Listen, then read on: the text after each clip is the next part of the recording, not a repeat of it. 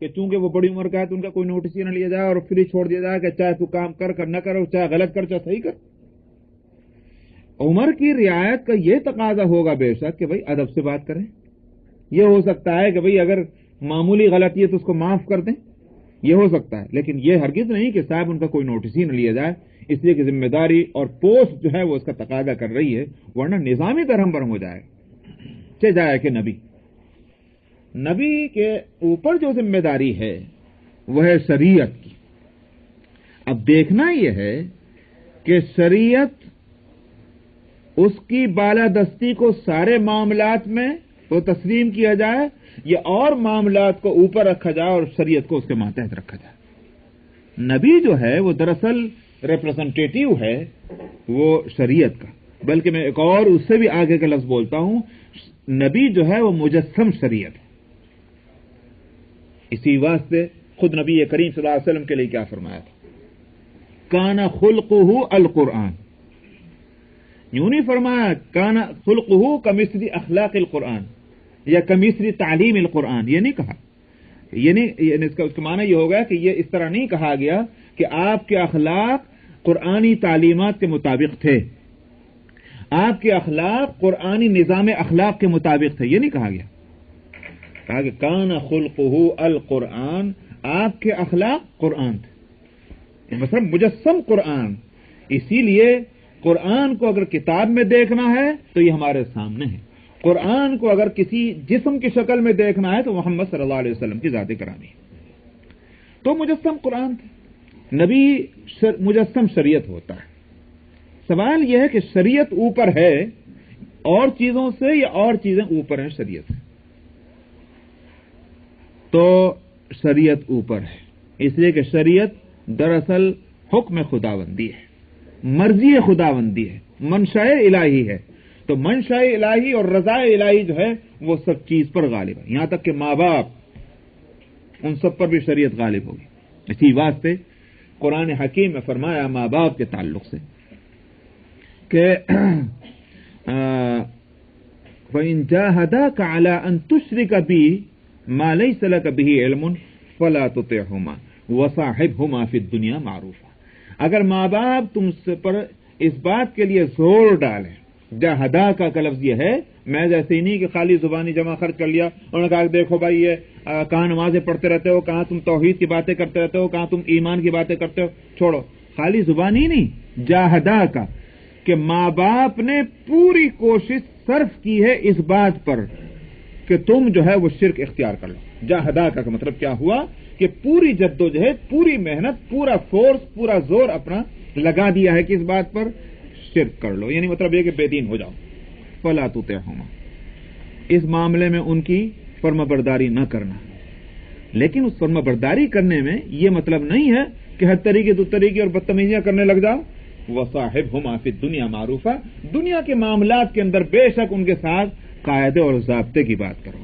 ان کی خدمت کرنی ہے، ان کی جو ہے ہمدردی کرنی ہے، ان کی تعظیم اور تکریم کرنی ہے، سارے دنیا کے کاموں کے اندر کر. لیکن دین کا جب مسئلہ آئے گا، دیکھو ان کا کہنا وہ ہے جو اللہ نے کہا ہے، جو اللہ کے رسول نے کہا ہے، جو شریعت کہتی ہے، اور اگر نہیں تو ان کا کہنا جو ہے وہ اس کی خیال نہیں کیا جائے گا، اللہ اور اس کے رسول کی بات کو مانی جائے گی. تو شریعت کی بالادستی ہے. اسی واسطے خود نبی کریم صلی اللہ علیہ وسلم نے فرمایا تھا، خود اسی مضمون کو جس کو قرآن کہہ رہا ہے تو والدین کے تعلق سے حدیث میں اس کو ایک عام اصول کی شکل میں فرمایا کہ لا طاعۃ لمخلوق فی معصیۃ الخالق، کہ خالق اللہ کے پیدا خالق کے نافرمانی میں کسی مخلوق کی اطاعت نہیں. یعنی یوں کو یہ کہ اس کو کسی مخلوق کی اطاعت کی خاطر خالق کی نافرمانی نہیں کی جا سکتی. تو شریعت کی بالادستی ہے. اولاد کا معاملہ ہو، بھائی بہن کا معاملہ ہو، شوہر بیوی کا مسئلہ ہو، بزنس بیوپار کا مسئلہ ہو، سارے معاملات میں شریعت کو اوپر رکھنا ہے اور ان سب چیزوں کو نیچے رکھنا ہے. تو یہ بات وہی ہے خود قرآن حکیم میں. یہ تو نبی کا، میں کہہ رہا ہوں نبی کا عمل جو یہ بتلا رہا ہے، لیکن قرآن حکیم میں تو اس کی ہدایت مجھے اور آپ کو سب کو ہے. یعنی یہ نہیں کہا جا سکتا کہ شاید یہ بات نبی کے لیے ہوگی کہ شریعت کو اوپر رکھے اور بقیہ چیزیں نیچے. نہیں، واقعہ یہ ہے کہ قرآن سے جو بات کھلتی ہے وہ یہ کہ یہ ہدایت کہ شریعت کو اوپر رکھو، یہ ہدایت ہر مسلمان کے لیے، ہر کلمہ گو کے لیے۔ فرمایا کہ قل ان کان آباؤکم وابناؤکم واخوانکم وازواجکم وعشیرتکم واموال اقترفتموها وتجارۃ تخشون کسادها ومساکن ترضونها احب الیکم من اللہ ورسولہ وجہاد فی سبیلہ۔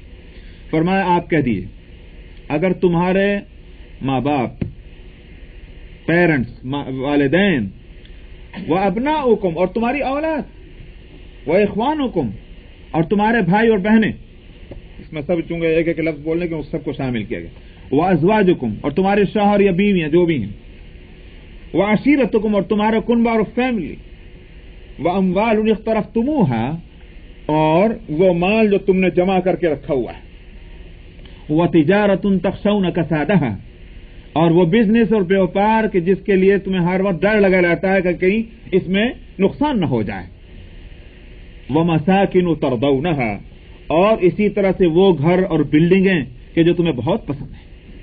فرمایا احب الیکم من اللہ ورسولہ، کوئی چیز چھوڑی نہیں ہے، اپنی ذات، آبا بڑے اصول، اولاد فروع اور برابر کے بھائی اور بہنیں، فیملی خاندان اور مال اور جائیداد، یہ کوئی چیز چھوڑی نہیں، انہی چیزوں کی تو محبت ہوتی۔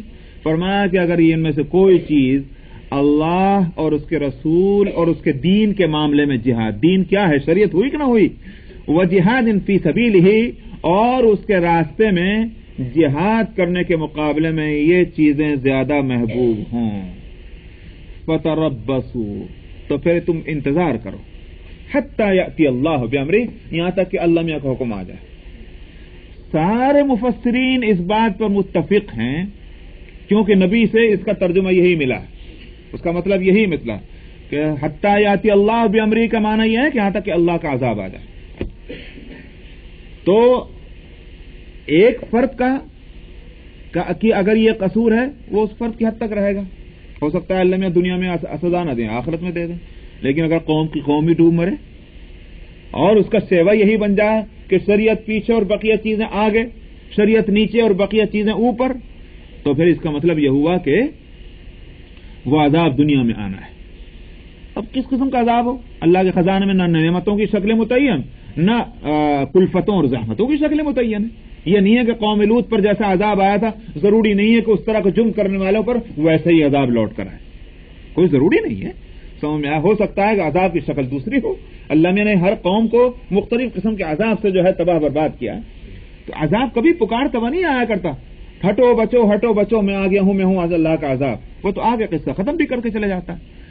تو اس لیے حضرت ہارون علیہ السلام کے ساتھ جو معاملہ حضرت موسیٰ علیہ السلام کا ہے، یہ میں نے اس لیے یہ بات کہی ہے کہ خالی ترجمہ پڑھ کے چلے جانے والے، ان کے ذہن میں زیادہ اگر وہ یوں کہیے کہ زبانیں اگر خاموش رہیں گی تو اس لیے کہ بھائی نبی کا معاملہ چلو چھوڑو آگے گزر جاؤ، لیکن ہو سکتا ہے کہ دل اور دماغ میں کوئی باتیں کودیں کہ بھئی یہ کیا معاملہ ہے کہ سر اور داڑھی اس طرح سے یوں پکڑ کر کے اور اس طرح سے غصے میں اور جوش اور جذبے کے اندر بھائی تک کا خیال نہیں کر رہے ہیں، کیسے ہیں یہ نبی؟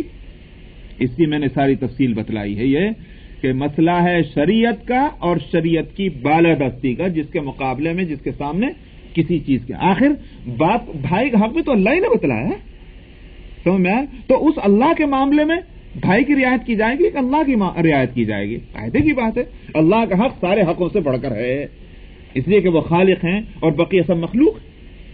تو اس لیے ہارون علیہ السلام کے ساتھ موسیٰ علیہ السلام کا یہ طرز عمل جو ہے یہ بالکل عین مطابق ہے شریعت کے اس مزاج کے۔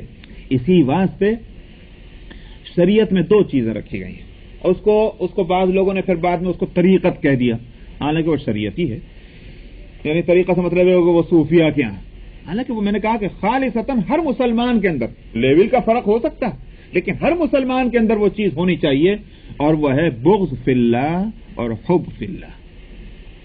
حب فی اللہ اور بغض فی اللہ جو ہیں یہ اگرچہ ان الفاظ کے ساتھ ٹرمنالوجی جو ہے یہ صوفیہ کی بن گئی ہے، لیکن حقیقت یہ ہے کہ یہ ہر مسلمان کے لیے ہونا چاہیے۔ حب فی اللہ کے معنی یہ ہے کہ کسی چیز سے محبت وہ بھی اللہ کے لیے ہو، اللہ کے خاطر ہو، اور کسی چیز کے ساتھ نفرت وہ بھی اللہ کی خاطر ہو. مگر کہاں کے ساتھ نفرت ہوگی؟ ایک مسلمان کو نماز سے نفرت ہوگی؟ نمازی سے نفرت ہوگی؟ روزے سے نفرت ہوگی؟ روزے دار سے ہوگی؟ نہیں. ظاہر ہے وہ چیزیں کہ جو اللہ کو ناپسند ہیں ان چیزوں سے ایک مسلمان کو، ایک مومن کو نفرت ہونا، وہ چیزیں جو اللہ کو پسند ہیں ان چیزوں سے ایک مومن کو دل کا لگاؤ ہونا، یہ حب فی اللہ، یہ مسلمان کے اندر یہ چیز ہونی چاہیے. اسی واسطے تو نبی کریم صلی اللہ علیہ وسلم نے فرمایا تھا من رأى منکم منکرا فلیغیرہ بیدہ، اور یہ وہی بغض فی اللہ والی بات ہے. فرمایا کہ تم میں سے جو کوئی شخص کسی ناپسندیدہ بات کو، منکر سے مطلب یہ ہے کہ شریعت نے جس کو ناپسند قرار دیا، جی تم میں سے کوئی شخص اگر کوئی ناپسندیدہ چیز کو دیکھے، بری چیز کو، فرمایا کہ اس کو چاہیے کہ اپنی طاقت اور قوت سے اس کو ہٹا دے. فَإِن لَّمْ يَسْتَطِعْ، اگر وہ نہ کر سکے، فَبِلِسَانِهِ، زبان سے اس کو روکنے کی کوشش کرے. فَإِن لَّمْ يَسْتَطِعْ فَبِقَلْبِهِ، اگر یہ بھی نہ کر سکے دل سے اس کو برا جانے. اور فرمایا وَذَلِكَ أَضْعَفُ الْإِيمَانِ، یہ ایمان کا سب سے زیادہ کمزور درجہ ہے. معلوم ہوا کہ برائی کو برائی سمجھنا یہ اگر ہے تو اتنا ہی اطمینان ہے کہ جتنا اطمینان ایمان کے معاملے میں اتنا ہی اطمینان ہو سکتا ہے کہ جتنا کسی پیسے کے معاملے میں کسی کے پاس اگر اتنا ہے کہ ایک روٹی کھا لے بس، پیٹ بھرے کہ نہ بھرے، جتنا اطمینان اس کے لیے ہو سکتا ہے اتنا ایک اطمینان ایک مومن کے لیے اپنے اس درجے کے ایمان پر ہو سکتا ہے. لیکن اگر خدا نخواستہ یہ صورت بھی دل سے نکل جائے، برائیاں ہو رہی ہیں، فواحش و منکرات ہو رہے ہیں، دل پر میل نہیں آتا، دل پر کوئی تکدر نہیں ہے، تو پھر اس کا مطلب یہ ہے کہ وہ وضعف الایمان جو ہے وہ بھی اوپر ہی ہے، خدا نخواستہ اس سے بھی نیچے اتر گئے. تو حب فی اللہ اور بغض فی اللہ ایک وہ چیز جو اللہ کو پسند ہے اس کو دیکھ کر ایک مومن کے روح تازہ ہو جائے، اس کا دل خوش ہو جائے، یہ ایمان کی علامت ہے. اور وہ چیز جو اس کو اللہ کو ناپسندیدہ ہے، شریعت نے اس کو ناپسندیدہ قرار دیا ہے، اس کو دیکھ کر ایک مومن کا دل دکھی ہونا چاہیے، اس کے دل میں اس سے افسوس ہونا چاہیے. یہ ایمان کے تقاضے ہیں. اب لوگوں نے آج کل اس کا نام رکھ دیا فنڈامنٹلزم. سمجھ میں آیا؟ یہ اور بھی جو بھی کچھ کہیے کہ بھائی یہ تو، اور جو یہ نہ ہو ان کا نام لگ دیا بڑے بڑے لبرل آدمی ہیں. سمجھ میں آیا؟ یہ عجیب مصیبت. خیر وہ غیر جو بولیں سو بولیں، وہ تو وہ جانے ان کا جو بھی کہا. لیکن اب مسلمانوں کو کیا ہو گیا کہ انہوں نے یہ دو اصطلاحات جو ہیں اختیار کی ہوئے ہیں، لبرل ہونا اور فنڈامنٹلسٹ ہونا. اسلام سے ان چیزوں کا کوئی تعلق نہیں. سمجھ میں آیا؟ اس کا کوئی تعلق اسلام سے نہیں. اسلام نام ہے شریعت کا، وہ شریعت کہ جس کو حضرت محمد صلی اللہ علیہ وسلم لے کر آئے ہیں. اس وقت ہمارے سامنے قرآن اور حدیث دو. پھر میں بار بار کہہ چکا ہوں، اللہ کے نزدیک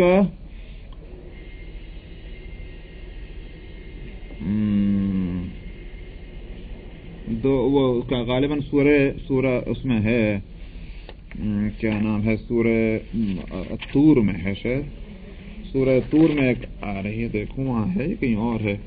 قرآن شریف وہاں ہے کہ صاحب اللہ تعالی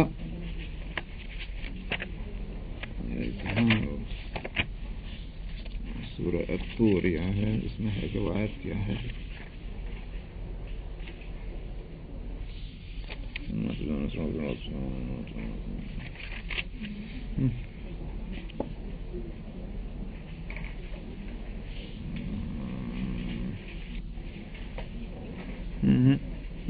نہیں آ رہی، کہیں اور ہے، جس میں یہ ہے کہ اللہ کے نزدیک قیامت میں اللہ کے نزدیک دو ہی جماعتیں،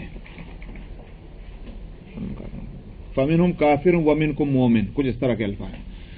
دو ہی جماعتیں، دو ہی طریقے، دو ہی یا کوئی ایک کمیونٹی ہے. بالکل آج کے اس طرح میں دو کمیونٹی ہیں اللہ کے نزدیک انسانوں کی، ایک مومن اور دوسری کافر. بس بیچ میں تیسری کوئی کمیونٹی نہیں بنتی، بیچ میں کوئی تیسرا طریقہ نہیں بنتا. ایک ایمان اور ایک کفر. کفر کی شکلیں بے شمار ہوں گی مگر ایمان کی شکلیں بے شمار نہیں ہوں گی. سمجھ میں آیا؟ جس کے لیے ہو سکتا ہے میں نے کبھی مثال دی ہو کہ بھائی آپ کو یوں سمجھیے کہ اس دروازے تک پہنچنا ہے، مین ڈور جو ہے، مین ڈور تک اگر آپ کو جانا ہے اس بلڈنگ کے، ایک ہی راستہ ہے، اس ہال وے سے نکل کر چلے جائیے. اگر کہیں اور جانا ہے آپ کو اس بلڈنگ میں، اس کے مختلف راستے ہو سکتے ہیں. تو منزل مقصود تک پہنچنے کے واسطے جو راستہ صحیح ہے وہ ایک ہی ہے، ہزار نہیں ہو سکتے. حق ایک ہوگا، باطل بے شمار ہوں گے. سنت ایک ہوگی، بدعتیں بے شمار ہوں گے. سمجھ میں آیا؟ دین ایک ہوگا، رسمیں بے شمار ہوں گی. تو کفر کی مختلف شکلیں ہیں، لیکن ایمان کی مختلف شکلیں نہیں. کافر کی مختلف شکلیں ہیں، مومن کی مختلف شکلیں نہیں. اس لیے جن لوگوں نے مومنوں کو بھی مختلف شکلیں بنائیں، کہ کسی کا نام کچھ رکھا، کسی کا نام، یہ دوسروں کے دیے ہوئے نام ہیں، ہمارا اس سے کوئی تعلق نہیں ہے. سمجھ میں آیا؟ قرآن حکیم میں فرمایا وَإِنْ آمَنُوا بِمِثْلِ مَا آمَنْتُمْ بِهِ فَقَدِ اهْتَدَوْا وَإِنْ تَوَلَّوْا فَإِنَّمَا هُمْ فِي شِقَاقٍ فَسَيَكْفِيكَهُمُ اللَّهُ وَهُوَ السَّمِيعُ الْعَلِيمُ. صِبْغَةَ اللَّهِ وَمَنْ أَحْسَنُ مِنَ اللَّهِ صِبْغَةً وَنَحْنُ لَهُ عَابِدُونَ. پورا ایک قرآن کا کمال ہے. ہم راتوں دنوں بولے چلے جائیں، وہ تقریر ساری سمٹ کر قرآن کے ایک دو لفظوں میں آ جاتی. عجیب بات ہے. فرمایا کہ اگر یہ لوگ ایمان لے آئے جیسے تم ایمان لے آؤ، تم سے مراد ہیں صحابہ. کہیں یہ فنڈامنٹلسٹ کو صحابہ. بمثل ما آمنتم، جیسے تم ایمان لے آؤ، اگر ایسے ایمان لے آئیں تو یہ منزل کو پہنچ جائیں گے. فقد اہتدوا، راہیاب ہو جائیں گے. وَإِن تولوا، اور اگر انہوں نے منہ موڑا، یہ مطلب کیا ہو منہ موڑنے کا؟ ایسے ایمان نہیں لاتے جیسے تم لائے ہو. فإنما هم في شقاق، تو پھر یہی پھوٹ ڈالنے والے ہیں. سمجھ رہے ہیں نام ان لوگوں کو جو نام دے رہے ہیں آج؟ فإنما هم في شقاق. اور فرمایا فسيكفيكهم اللہ، ڈرنے کی کوئی ضرورت نہیں ہے. آپ جس راستے پر چل رہے ہیں اس راستے پر رہیں، ہزار نام دیتے رہیں. فسيكفيكهم اللہ، اللہ آپ کو کافی ہے. وهو السمیع العلیم، وہ سننے والا اور جاننے والا ہے. جو دنیا میں بک بک کرتے ہیں لوگ، اللہ ان کو سنتا بھی ہے اور جانتا بھی ہے. اور فرمایا صبغۃ اللہ، اللہ کے رنگ کو اختیار کر لو. ومن احسن من اللہ صبغہ، اور اللہ سے بڑھ کر کس کا رنگ اچھا ہوگا؟ وہاں رنگ سے مراد کون سا ہے؟ گلابی، پیلا، نیلا؟ یہ دین کا رنگ مراد ہے. دین کا رنگ اور اثر اپنے اوپر غالب کر لو. تو قرآن تو یہ کہہ رہا ہے، اور ہم لوگوں نے اپنے دوسرے جو ہے وہ باتیں شروع کی ہوئی ہیں. تو بہرحال یہ تھا کہ ہارون علیہ الصلوۃ والسلام موسیٰ علیہ السلام کے درمیان میں جو چیز ہے اس کو اس روشنی میں دیکھنا ہے کہ دراصل وہ دین کی بالادستی کی بات ہے. تو اس کے بعد موسیٰ علیہ الصلوۃ والسلام نے جب ہارون علیہ الصلوۃ والسلام کا جواب سن لیا کہ موسیٰ علیہ السلام نے نہ کوئی غفلت کی، نہ کوئی مداہنت کی، نہ کوئی کمزوری دکھلائی، بلکہ انہوں نے ایک مصلحت سے کام لیا، جو بھی مصلحت تھی، اور اس کو بتایا کہ مجھے خوف یہ ہوا کہ میں نے اگر سختی اور شدت اختیار کی تو کہیں ایسا نہ ہو کہ جو ہیں سو وہ بھی نہ نکل جائیں. سمجھ میں آیا؟ اس اختلاف جو پڑ جائے ان میں، تو پھر اتنے دور اختلاف کا دیکھیے ایک نتیجہ یہ ہوتا ہے کہ جو وہ شدت اختیار کر لے، تو پھر یہ ہوگا کہ آپ جو کہہ رہے ہیں صحیح تو کہہ رہے ہیں مگر ماننے کے نہیں. یہ اختلاف کا بدترین پہلو ہوتا ہے. ہارون علیہ الصلوۃ والسلام کو اسی کا ڈر ہوا، کہیں ایسا نہ ہو کہ ان میں پھوٹ پڑ جائے اور ایک دفعہ ان کے منہ سے نہیں نکل گئی تو پھر وہ اس کو نہیں کو ہاں کرنے میں دیر لگی. انتظار کر لو موسیٰ علیہ الصلوۃ والسلام کا. یہ انہوں نے ایک عذر پیش کیا. تو اس کے بعد قال فما خطبک یا سامری. اچھا، پھر موسیٰ علیہ السلام نے سامری سے پوچھا جس نے یہ ہنگامہ کھڑا کیا تھا. قال فما خطبک، تیری کیا بات ہے؟ تو بول اے سامری. قال بصرت بما لم يبصروا به، اس نے کہا کہ میں نے وہ دیکھا جو انہوں نے نہیں دیکھا تھا. کیا دیکھنے کا مطلب ضروری نہیں کہ آنکھوں سے کوئی چیز نظر آئے. یہاں یہ میں اس لیے کہہ رہا ہوں، بعض لوگوں نے یہاں یہ باتیں کہیں کہ اصل میں جبریل علیہ الصلوۃ والسلام کا گھوڑے پہ بیٹھ کر آئے تھے، اور جب یہ سب موسیٰ علیہ السلام اور بنی اسرائیل کے ساتھ وہ دریا کے کنارے کھڑے تھے تو وہ ان کو پار کرانے کے واسطے جبریل علیہ السلام آئے گھوڑے پر، اور ان کے گھوڑے کی ٹاپیں جہاں جہاں پڑ رہی تھی وہاں سبزہ اگ رہا تھا اور اس کو انہوں نے دیکھا. میں یہ نہیں کہتا کہ یہ چیزیں ناممکن ہوں گی، ہو سکتا ہے اللہ تعالیٰ شیطانوں کو اور شیطان پسندوں کو جو ہے وہ ڈھیل دیتے ہیں دنیا میں، اور ڈھیل دینے کی یہ صورتیں ہیں کہ وہ جیسا بڑا شیطان ہوگا اس کے بعد سے ویسی ڈھیل بھی ہوگی. ہو سکتا ہے، لیکن میں یہ کہہ رہا ہوں کہ ضروری نہیں ہے. یہ بصیرت کے معنی جو ہیں وہ ہرگز یہی نہیں ہے کہ صاحب وہ آنکھوں سے دیکھا جائے. صاحب مجھے میری سمجھ میں ایک چیز آئے، مجھے ایک چیز دکھائی دی. آپ بھی ایک محاورہ بولا کرتے ہیں، بھائی میں دیکھتا ہوں کہ یہ کام تو اسی طرح ہو کے رہے گا. کیا اس کے معنی یہ ہیں کہ آپ نے کوئی چیز باقاعدہ آنکھوں سے دیکھی ہوئی ہے کہ وہ کام ہو رہا ہے؟ ایک محاورہ ہے. دیکھتا ہوں کہ معنی یہ ہے کہ میں سوچتا ہوں، میری رائے ہے، میرا خیال ہے. یہ محاورے ہوتے ہیں. سمجھ میں آپ یہ ایک لفظ کو دوسری جگہ، یہ ایک قوت کو دوسری قوت کی جگہ استعمال کرنا، یہ عام دنیا میں اردو میں اور عربی میں. آپ اردو میں ایک فارسی کا لفظ استعمال کرتے ہیں کسی کو کھانا کھلاتے وقت، نوش فرمائیے. حالانکہ نوشیدن کے معنی تو پینے کے ہیں، کھانا پینے کی چیز تھوڑی ہے. لیکن ظاہر ہے کہ اس کے کوئی معنی نہیں، یہ نہیں لیتا کہ کھانے کو لے کر اور جو ہے وہ پینا شروع کر دیں. یا اسی طرح سے آپ کہتے ہیں بہت ہی، وہ آپ نے پتہ نہیں ہوگا، ملاحظہ فرمائیے، کھانا سامنے رکھا ہوا ہے تو کیا بھائی دیکھ کے اٹھ کے چلے جائیں؟ لیکن ملاحظہ فرمائیے دراصل ایک لفظ ہے، لیکن اس کے معنی کیا ہے؟ مطلب یہ کہ کھانا کھایا جائے، تو مطلب یہ کہ محاورات ہوتے ہیں. تو بصورتو کے معنی قطعاً یہی لے لینا کہ آنکھوں سے میں نے دیکھا، کوئی ضروری نہیں ہے. یہ بھی ہو سکتا ہے، اور ایک محاورے کے معنی بھی ہو سکتے ہیں، مجھے ایسا سجھائی دیا، مجھے ایسا سمجھ میں آیا، ایسا مجھے خیال ہوا، جو ان کو خیال نہیں آیا. فَقَبَضْتُ قَبْضَةً مِّنْ أَثَرِ الرَّسُولِ، میں نے رسول کے نقش قدم سے کچھ لے لیا تھا. فَنَبَذْتُهَا، میں نے اس کو ڈال دیا اس بچھڑے کے اندر. وَكَذَلِكَ سَوَّلَتْ لِي نَفْسِي، اور میرے دل نے کچھ مجھے ایسے ہی سجھایا، میں نے وہ کام کر دیا. بس اب اس کے بعد جو کچھ ہوا وہ ہو سکتا ہے کہ کرشمہ کچھ دیکھنے میں آیا ہو تو وہ اس مٹی کا اثر ہو، یہ بھی ہو سکتا ہے. اور یہ بھی کہ اللہ تعالیٰ نے ڈھیل دی کہ بھائی ٹھیک ہے، گمراہ ہونا چاہتے ہو تو ہماری طرف سے گمراہی کا بھی انتظام ہے. اسباب اللہ پیدا کرتے ہیں، ان اسباب کا استعمال کرنا یہ بندے کا کام ہوتا ہے. پھر ان اسباب اور بندے کے اس کوشش میں کہ نتیجہ نکال دینا یہ پھر اللہ کا کام ہوتا ہے. بات سمجھ میں آ رہی؟ میں نے کہا کہ تین عمل ہیں، ایک ہے اسباب کا استعمال ہے، اور پھر اس استعمال کا نتیجہ. تین چیزیں ہوتی ہیں. اسباب اللہ کے پیدا کیے ہوئے ہیں، اسباب کا استعمال جو بیچ کا کام ہے یہ بندے کا فعل ہے، اور اس سے نتیجہ نکل جانا یہ اللہ کا پھر فعل ہوتا ہے. سمجھ میں آیا؟ تو بیچ میں جو فعل ہے ان کا استعمال، چونکہ یہ بندے کا فعل ہوتا ہے، اسی پر اس کی سزا اور جزا رکھی گئی. تو بندہ نہ تو خالق ہے اسباب کا، نہ اس قادر ہے اس نتیجے کے اوپر. یہ سارے کام اللہ ہی کے ہیں. تو اللہ سبحانہ و تعالی نے اسباب خیر کے بھی رکھے ہیں، اسباب شر کے بھی رکھے ہیں. استعمال کا اختیار بندے کو دے دیا ہے، اور اس کا نتیجہ مرتب ہو جانا وہ اللہ نے اپنے ہاتھ میں رکھا. تو ایک چور چوری کرنا چاہتا ہے، سمجھ میں آیا؟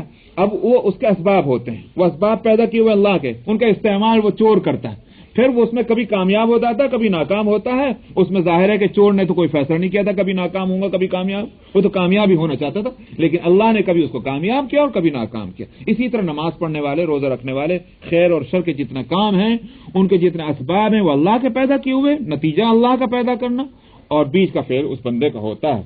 تو اس لیے اس نے یہی کیا کہ سبب بھی اللہ نے پیدا کیا، اس کا نتیجہ بھی اللہ نے پیدا کر دیا.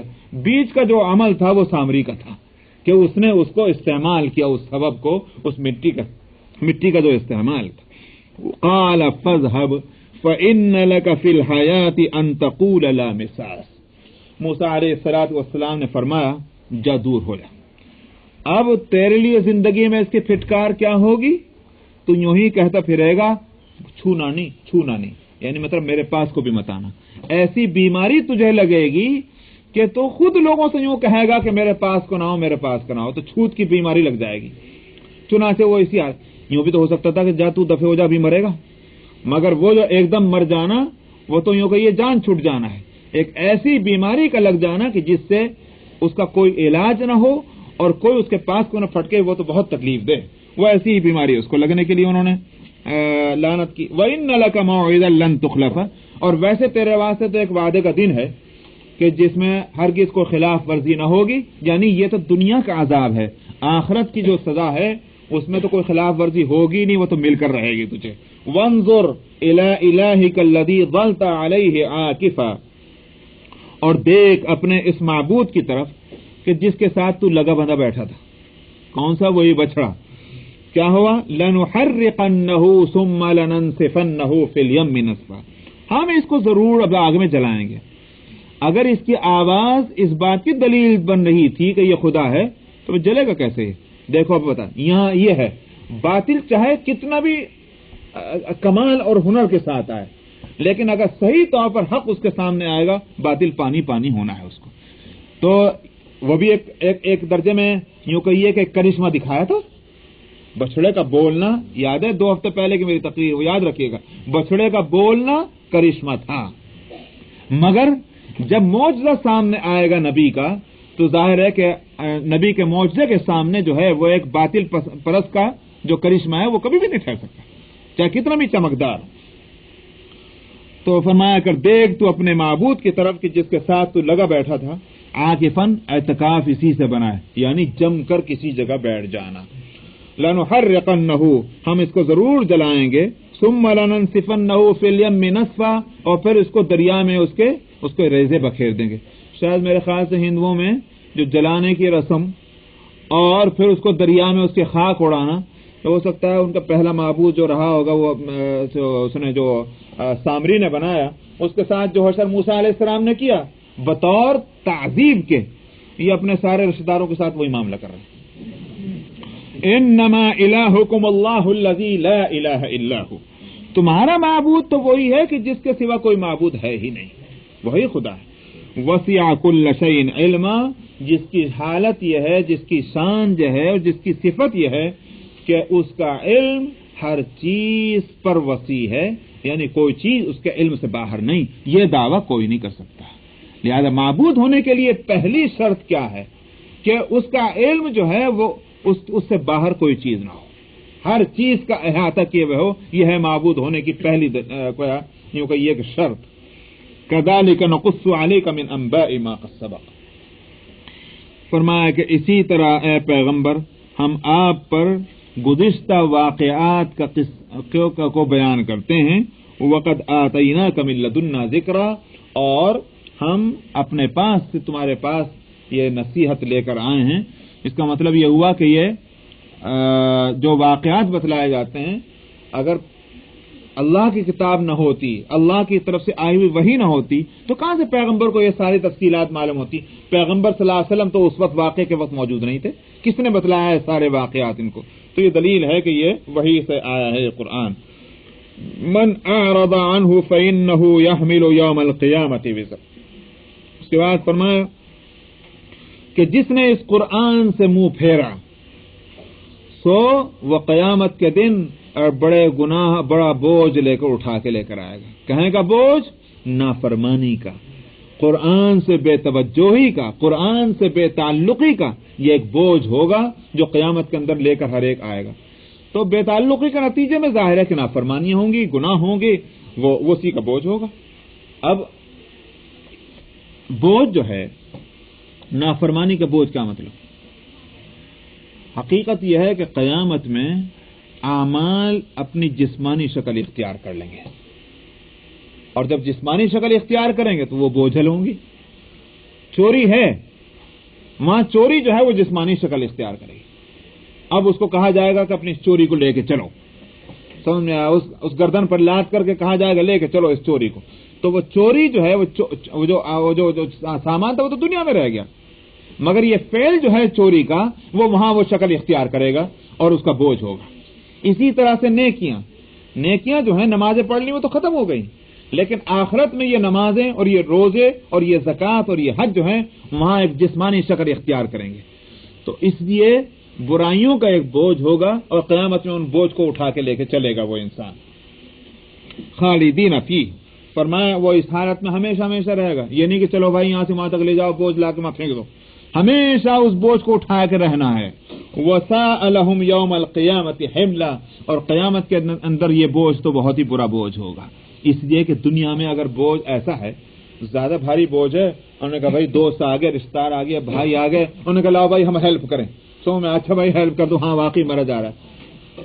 آخرت میں تو یہ نہیں ہوگا۔ ایک تو یہ کہ وہ سارے زندگی کے کرتوتوں کا جو بوجھ ہے وہ ایک دم لا کے لاد دیا جائے گا، سمجھ میں آیا؟ اس میں کوئی رعایت نہیں. نمبر لا یخفف عنہ جو قرآن حکیم میں کوئی اس میں کنسیشن نہیں ہوگا, کوئی اس میں تخفیف نہ کی جائے گی, جو ہے پورا ایک دم لا, اور اوپر سے کوئی مددگار نہ ہوگا. وہاں تو ہر ایک بھاگے گا, کہیں ایسا نہ ہو کہ میں اس مصیبت میں آ جاؤں. تو اس لیے فرمایا کہ وساء لهم یوم القیامت حملا, برا ہے ان کے لیے قیامت کے دن یہ بوجھ. یوم ينفخ في الصور ونحشر المجرمین یومئذ زرقا, وہ فرمایا کہ جس دن سور پھونکا جائے گا اور مجرمین اس دن جو ہے وہ نیلی آنکھیں لیے ہوئے آئیں گے. کیا مطلب نیلی آنکھیں؟ وحشت اور دہشت والی حالت, جس کو کہتے ہیں آنکھیں پھٹی کی پھٹی رہ جانا, آنکھوں کا بے نور ہو جانا, یہ مراد ہے اس سے. ورنہ کوئی یہ نہیں ہے کہ کوئی رنگ بتلایا جا رہا ہے. حاصل یہ ہے کہ آنکھوں میں وہ روشنی جو خوشی کے وقت ہوتی ہے وہ روشنی غائب ہو کر کے وحشت اور دہشت والی آنکھیں ہو جائیں گی, آنکھیں پھٹی کی پھٹی.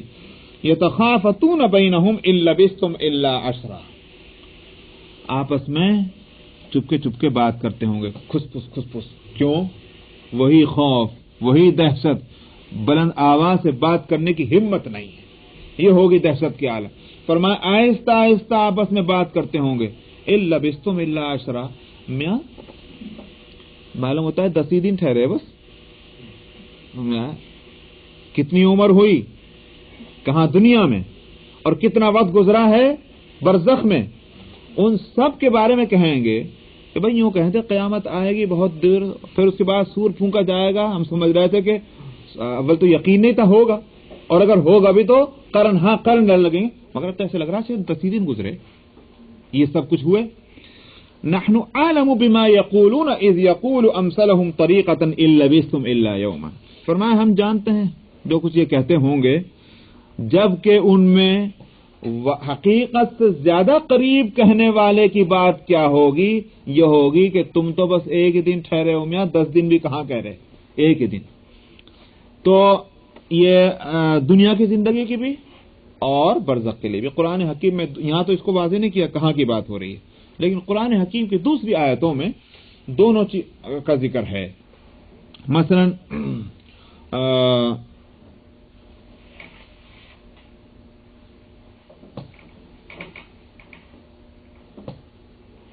فرمایا کہ وہ اس میں ہے کہ سورہ الحاقہ کے اندر ہے یوم فیضان فخ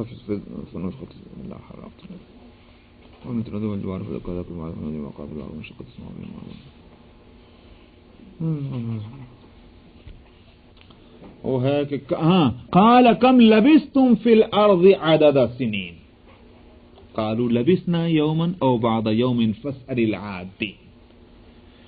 اللہ تعالی لوگوں سے پوچھیں گے قیامت میں دنیا میں کتنے فی الارض کا لفظ ہے, کم لبثتم فی الارض عدد سنین, تم زمین میں کتنے سال رہے.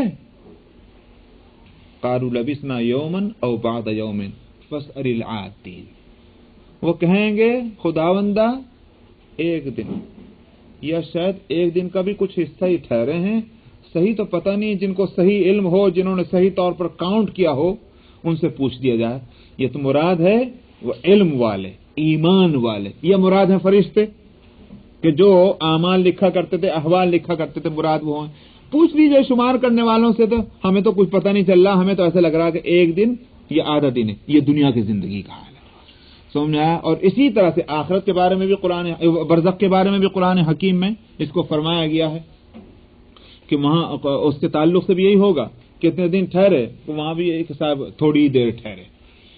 اصل میں بتلانا اس سے یہ ہے کہ مصیبت کا وقت جب آتا ہے تو مصیبت کی گھڑیاں تو سال بن جاتی ہیں, اور اس کے مقابلے میں گزری ہوئی راحتوں کے جو دن ہیں وہ سیکنڈ بن جاتے ہیں. یہی ہے. تو قیامت کی ہولناکی کو بتلانے کے لیے اس بات کو جگہ جگہ کہا گیا کہ یہ لمبی زندگی, تمہیں اس وقت تو بہت طویل معلوم ہو رہی تھی, اجی مزے اڑا لو, مت سنو ان کی باتیں, یہی زندگی ہے جو کچھ ہے.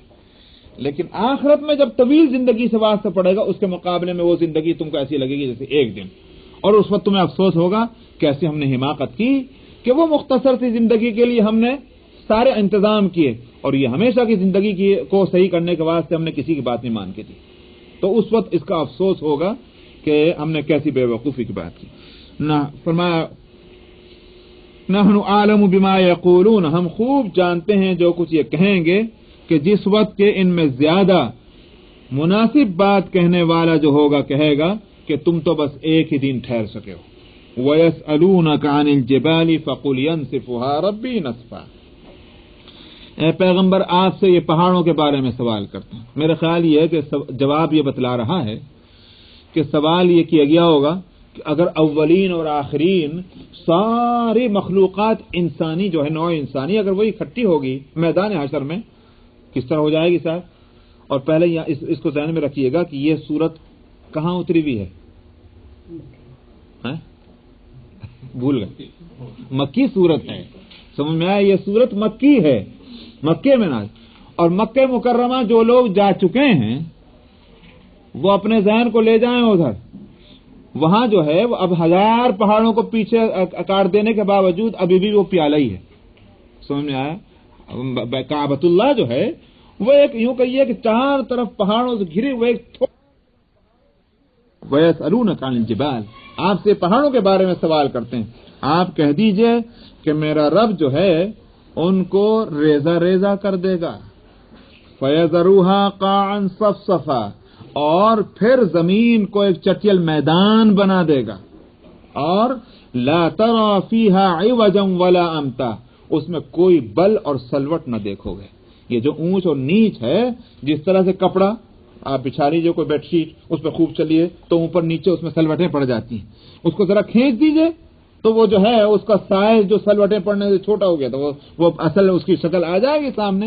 جس طرح سے سلوٹیں کپڑے کی نکال کر کپڑے کو پھیلا دیا جاتا ہے، زمین کو اسی طرح سے اس کی سلوٹیں نکال کر پھیلا دیا جائے گا۔ یوم یتبعون الداعی لا عوج لہ، وہ اس دن پکارنے والے کی آواز پر سبھی چل پڑیں گے، اور جس میں نہ کوئی اکڑ ہوگی نہ ہوگی، کوئی نہیں روگردانی کرے گا۔ انہوں نے کہا ادھر کو چلو، چلے ہی جا رہے ہیں ادھر کو، آج تو نہیں مان رہے بلانے والے کی بات کو۔ داعی کا لفظ خوب لائیں، ایک داعی ہے دنیا میں، تمہیں اختیار دیا گیا مانو نہ مانو، ایک داعی ہوگا قیامت میں، اس دن تمہاری نہ چلے گی، تم کو چلنا ہی پڑے گا اس راستے پر جس راستے پر وہ چلانا چاہ رہا ہے۔ تو قبل اس کے کہ اس داعی کی آواز تمہیں پریشان کرے، اس دنیا میں داعی کی دعوت پر تمہیں لبیک کہنا چاہیے، یہ ہے مراد۔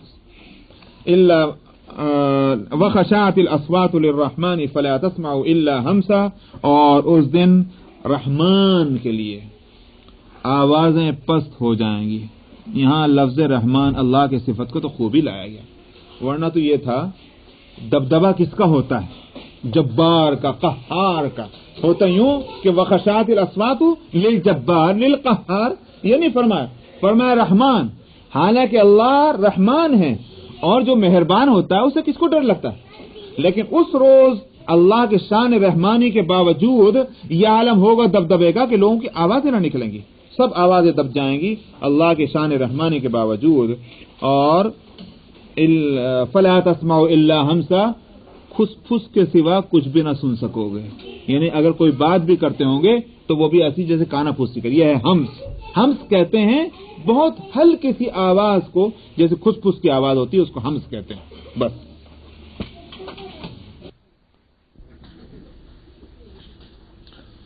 اعوذ باللہ من الشیطان الرجیم،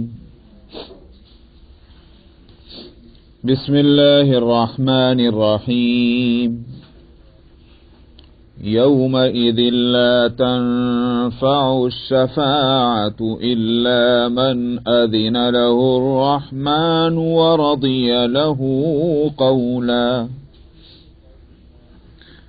يعلم ما بين أيديهم وما خلفهم ولا يحيطون به علما وعنت الوجوه للحي القيوم وقد خاب من حمل ظلما ومن يعمل من الصالحات وهو مؤمن فلا يخاف ظلما ولا هضما وكذلك أنزلناه قرآنا عربيا وصرفنا فيه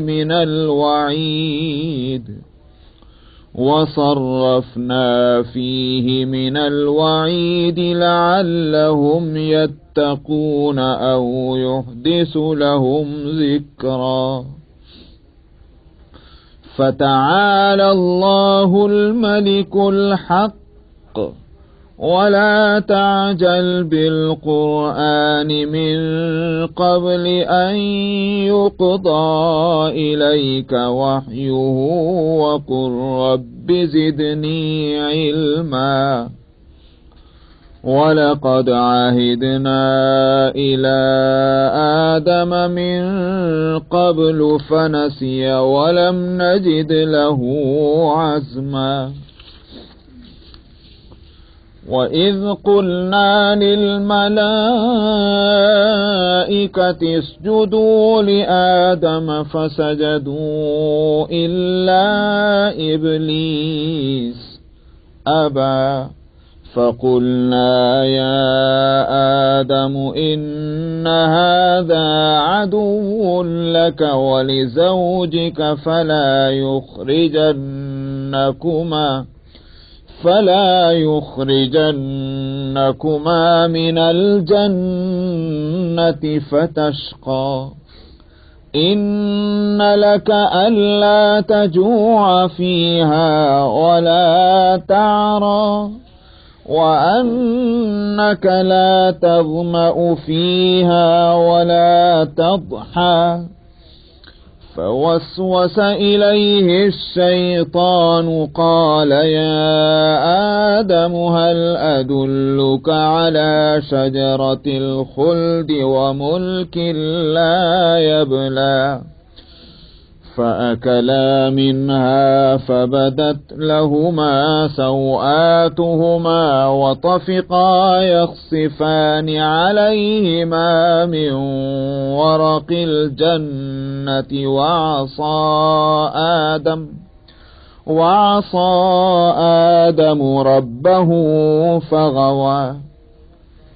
ثم اجتباه ربه فتاب عليه وهدى. قال اهبطا منها جميعا بعضكم لبعض عدو فإما يأتينكم مني هدى فمن اتبع هداي فلا يضل ولا يشقى. ومن أعرض عن ذكري فإن له معيشة ضنكا ونحشره يوم القيامة أعمى. قال رب لم حشرتني أعمى وقد كنت بصيرا. قال كذلك أتتك آياتنا فنسيتها وكذلك اليوم تنسى. وكذلك نجزي من أسرف ولم يؤمن بآيات ربه ولعذاب الآخرة أشد وأبقى.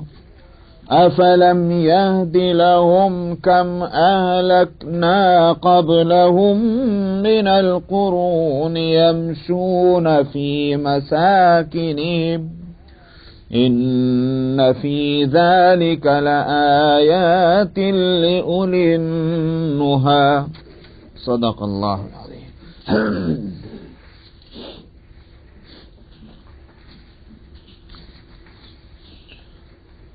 گزشتہ آیت میں فرمایا تھا کہ قیامت کے دن پکارنے والے کی پکار کے پیچھے چل پڑیں گے. اس وقت مجال نہ ہوگی کہ اس کے خلاف کر سکیں. اس وقت تو مجبوراً کرنا ہوگا. لیکن دنیا میں اللہ تعالیٰ نے ایک داعی بھیجے اور وہ بھی رکھتے ہیں، لوگوں کو دعوت دیتے ہیں، یہاں اللہ نے اختیار دے رکھا ہے۔ عقل مند ہے کہ جس نے دنیا میں جو دعوت دینے والے داعی ہیں ان کی دعوت کو قبول کیا، آخرت میں جب پکارنے والا ان کو پکارے گا تو وہاں ان کو پریشانی نہیں ہوگی۔ اور جس نے اپنے اس اختیار کو یہاں غلط استعمال کیا اور دعوت دینے والا دنیا میں جو ہے اس کی دعوت پر لبیک نہ کہا، تو وہاں تو مجبوراً اس داعی کی بات پر تو اس کو چلنا ہی پڑے گا اور پریشانی کے ساتھ جانا ہوگا۔ تو وہاں پکار ہوگی چلو اللہ کی طرف، وہ یا تو داعی سے مراد وہی سور ہے جو ينفخ فی الصور، وہ سور جو ہے ایک پکار ہوگی، چلو اس کی آواز کے ساتھ لوگ اٹھیں گے اور اس میدان کی طرف چل پڑیں گے۔ اور یہ بھی ہو سکتا ہے کہ اللہ تعالیٰ ایک پکارنے والا فرشتے کو مقرر کر دیں، ادھر چلو، اور وہاں مجبور ہوگا، وہاں کوئی نہیں کہہ سکے گا نہیں میں نہیں جاتا، میں تو ادھر کو جاؤں گا یا ادھر کو جاؤں گا، وہاں سب کو جانا ہی پڑے گا، چاہے وہ ماننے والا ہو کہ نہ ماننے والا، اس کا کوئی بھی مذہب کوئی بھی دین ہو، اس وقت سب کا رستہ ایک ہوگا، دنیا ہی میں کیوں نہ اپنا رستہ ایک کر لیں۔ اس لیے یہاں لفظ الداعی لائے تھے۔ یہ ایسا ہی ہے کہ جیسے اللہ تعالیٰ نے ہر انسان کے لیے دو کتابیں رکھی ہیں،